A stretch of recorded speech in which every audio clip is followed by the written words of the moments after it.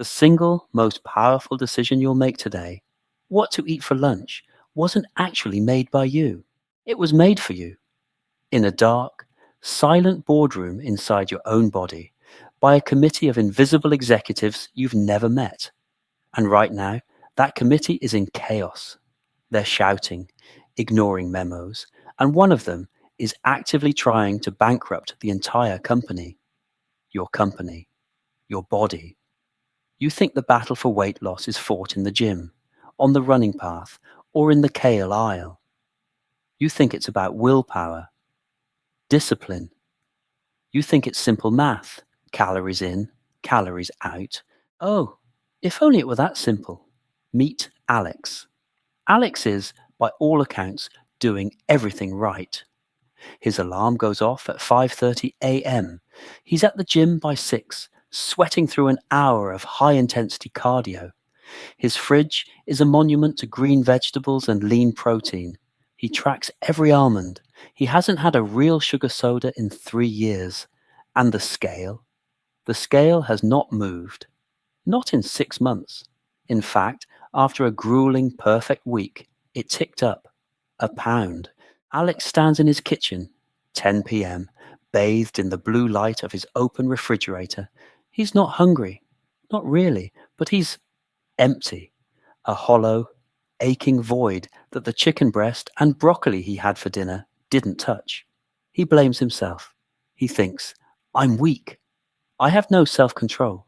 He closes the fridge, defeated, and goes to bed, only to lie awake, his mind racing, his body thrumming with a strange, frustrated energy. Alex is the victim of a sabotage, a biological mutiny. He thinks the enemy is the fat on his body. He's wrong. The enemy is the conversation happening inside that fat. He's at war with a system that is brilliantly designed to do one thing: keep him alive. The problem is, the system is working from an old map. It's trying to navigate the modern world, a world of 24-hour food delivery, chronic stress, and fluorescent-lit offices, with a survival guide written for the Stone Age. Let's meet the saboteurs. First, there's Graylin. Think of Graylin as the gremlin of the group, the agitator. The sky is falling. Act now or die. Messenger. Ghrelin is born in the stomach, and when your stomach is empty, it travels to the brain and pounds on the door of the head office. Its message is simple, loud, and brutally effective. Eat, now. We are starving. The hunt was a failure. Find berries. Find anything. Ghrelin isn't subtle. It's the voice that makes you hangry. It's the shaking hands at 11 a.m. It's the primal urge that sees a donut and doesn't just see a pastry. It sees survival. Then there's leptin, the manager. Leptin is the opposite. It's the stop signal. Leptin is made by your fat cells. Its job is to be the voice of satiety, the calm accountant who walks into the boardroom and says, "All right, gentlemen, the vaults are full. We have ample reserves. Shut down the hunger signals. We can afford to burn energy. Fire up the metabolism. When you eat, your fat cells fill and they release leptin. Leptin travels to the brain. Ghrelin, the gremlin, shuts up and you feel satisfied, full, content. These two are supposed to be in a perfect dance. Ghrelin leads, leptin follows. Hunger, then fullness. A perfect, elegant feedback loop. But there's a third executive in the room, the one who really runs the show. Insulin, the gatekeeper. Insulin's job is all about traffic control. When you eat, especially carbohydrates, the sugars and starches, your blood sugar rises. This is dangerous. Insulin, released by your pancreas, rushes onto the scene like a stressed-out traffic cop. It blows its whistle and shouts, "All right, move it along." All this sugar needs to get off the streets. It shoves that sugar into your muscle cells for immediate energy. It pushes some into your liver for short-term storage. And when the muscles and liver are full, When all the short-term parking is taken, insulin panics. I don't care where you put it, just get it out of the blood. And there's only one place left to go, your fat cells. Insulin unlocks the door, shoves the excess sugar inside, and slams the door shut. Job done. Blood sugar is safe. But here's the critical, life-altering secret. As long as insulin, the gatekeeper, is on the street directing traffic, fat burning is impossible. Insulin's presence is a biological command. It is the STORE signal, and it simultaneously locks the burn signal in a closet. Your body cannot store fat and burn fat at the same time. It's one or the other. Now, let's go back to Alex. Alex starts his perfect day with a bowl of instant oatmeal and a glass of orange juice. Healthy, right? To his body, it's a 5-alarm sugar fire. Insulin explodes onto the scene. Code red.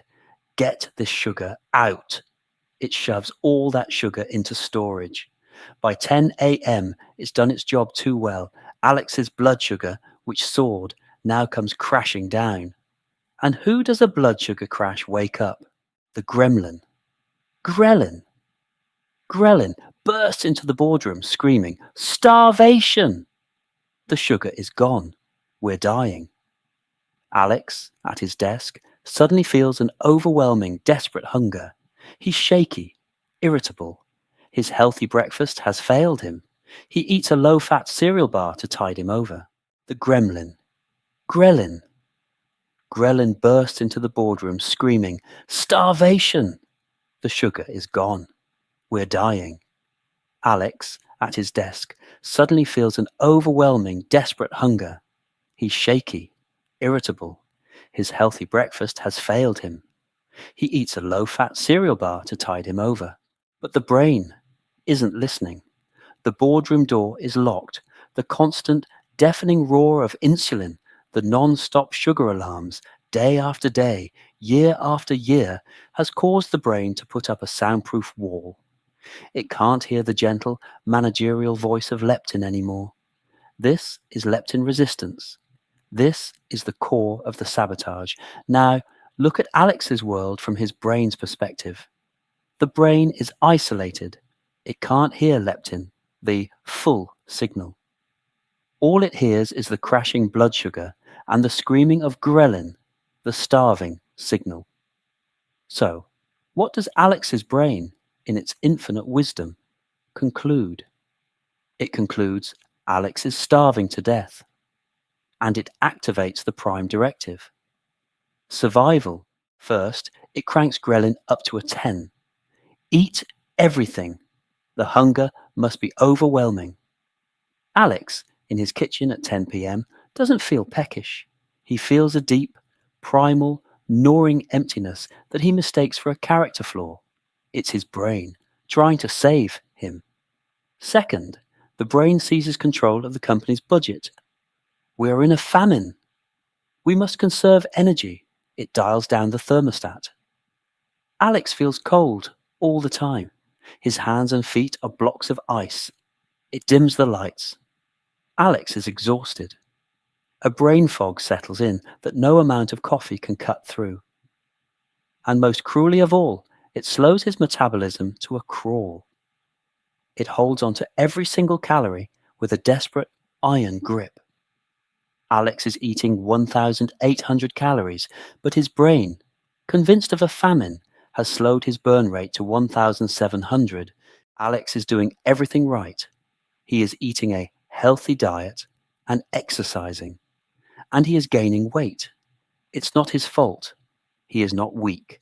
His body is not broken. It's just that the messengers are drunk. The phone lines are cut. And the one executive who is being heard, insulin, is a panicky gatekeeper whose only solution is to store everything. Alex is trapped in a hormonal prison of his own making. He's fighting his own biology. And it's a fight he will lose every single time until he stops fighting and starts listening. So what does he do? How does Alex, or you, fire this committee? You don't. You can't. They aren't villains. They're messengers, screaming warnings in a language you were never taught to understand. You don't fire them. You retrain them. You heal the system. You don't start with a punishing run. You start with insulin. You have to quiet the gatekeeper. Give him a break. Alex swaps his sugary oatmeal for eggs and avocado. Protein and fat. Sound. A gentle, sizzling sound. This time, there's no sugar fire.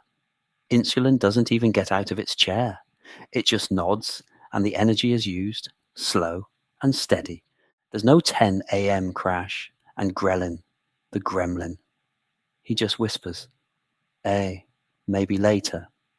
Alex sails through to lunch without a single thought of food. For the first time in years, he isn't white-knuckling his way through the morning. He's just content. He stops fearing fat. He embraces it. Olive oil, nuts, full-fat yogurt. These foods don't just feed him. They send a signal of calm to his body. They tell ghrelin to stay quiet. And with insulin finally off the streets, with the alarms finally silent, a new sound is heard, the burn signal. The lock on the fat cells, it clicks open. For the first time, Alex's body, which has been in store mode for a decade, remembers how to burn its own fuel. And then, Alex does the most radical thing of all. He skips his 5:30 a.m. workout. And he sleeps.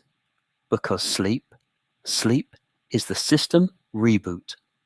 It's when the brain resensitizes itself. It's when it deep cleans the boardroom, throws out the trash, and finally, checks its messages.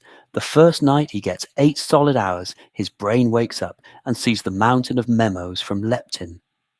Oh, the brain says, wait a minute. We're not starving at all. We're safe. We're full. That day, Alex isn't just less hungry. He's warmer. He has energy. His brain, no longer in famine mode, has given the all clear to turn the metabolism back on. The war isn't won with more effort. It's won with less. Less sugar, less stress, less punishing cardio, and more sleep, more protein, more patience. The sabotage wasn't real. It was just a misunderstanding. A conversation happening in the wrong language. Alex is still in his kitchen. It's 10 p.m. He's bathed in that same refrigerator light.